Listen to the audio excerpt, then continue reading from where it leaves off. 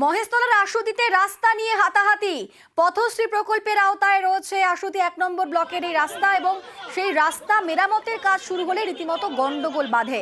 আমাদের সঙ্গে রয়েছেন প্রতিনিধি সমীর। সমীর, ঠিক কি নিয়ে গন্ডগোল, কি অভিযোগ, কি হয়েছে? দেখো ঠাকুরপুকুর মহেশতলা ব্লকে আশুতি 1 নম্বর গ্রাম পঞ্চায়েতের অন্তর্গত আশুতি মন্দিরপাড়া নসরপাড়ায় 6 ফুটের রাস্তা একটি হবে। পথশ্রী প্রকল্পের রাস্তাটা কাজ শুরু হয়েছে, করতেই প্রকল্পের বেশ কিছুটা রাস্তা বাসিন্দার হয়ে গেছে। 6 ফুটের রাস্তা, তাই সেই রাস্তার কাজ ইট দিয়ে যখন বিছিয়ে দেয় তখন ইট তুলে দেয় একটা অন্য বাসিন্দা, আর যারা ওই এখানকার স্থানীয় যারা গ্রামবাসী আছে তারা বাধা দেয়। সেই দুপক্ষের মতন তর্ক বিতর্কায় যারা 3টে ঘর মিলে 3টে পরিবার মিলে বাধা দিচ্ছে 6 ফুটের রাস্তা করা হবে না, ওখানে 4 ফুটের 4.5 ফুটের রাস্তা আছে, সেই 4.5 ফুটের রাস্তা হবে।